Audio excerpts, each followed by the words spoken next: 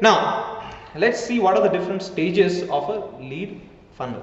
Well, obviously there is awareness to begin with. After awareness you have got interest, and after interest you have got decision making, and finally you have got the action. It's very, very simple.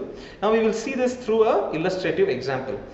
So the first stage is the awareness stage, right? So in the awareness stage, essentially the potential leads, because we still don't have any leads at all, the potential leads get to know about the existence of your company or your brand through some marketing campaign, right? So once they get to know this, then they seem to be interested.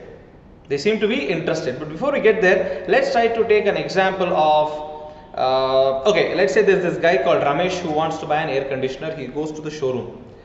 Okay, he goes to the showroom, and then there is this sales staff there who then starts interacting with him, trying to understand his needs, and he is trying to, get to know more about what kind of AC he is interested, what kind of his requirements are, where is he going to use them, how often is he going to use them. So he is doing all these things so that as a sales staff he is able to give him a better product.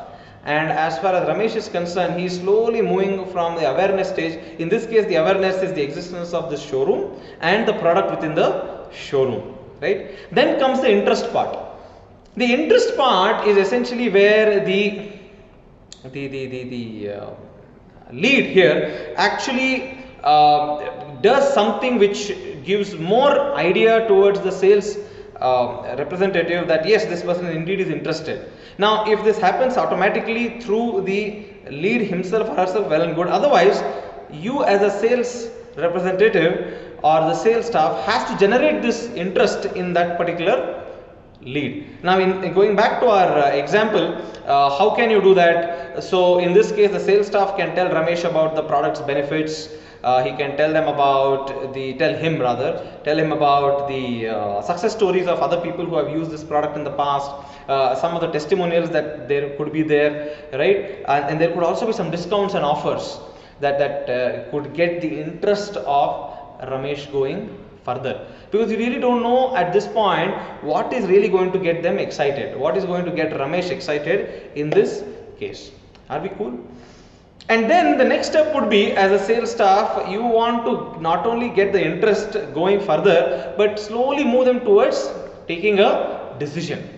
And how do you influence them towards taking a decision? Well, one way of doing that is, you continue to show them the value of the product that you have, continue to follow up with them. In case of the Ramesh's case, there may be no follow up because he's right there. But if you are somebody selling, again back to the insurance, and you spoke to somebody who said, I'm interested, let me think about it, and says, let's talk in about 2 or 3 days. So you follow up after 2 or 3 days by calling them again.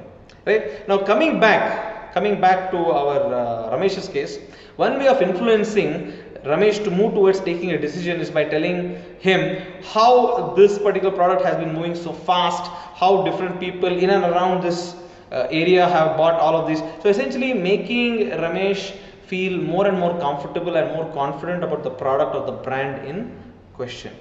So this whole process is part of what is known as decision making from the lead's point of view. And finally, the lead eventually has to take some decision. Either I am not going to buy or I am going to buy, and that part of the sales funnel or that stage of the sales funnel is known as action.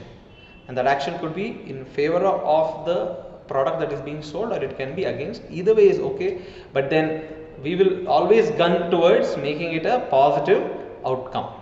Right? So at that point, this lead has got completely converted into a customer.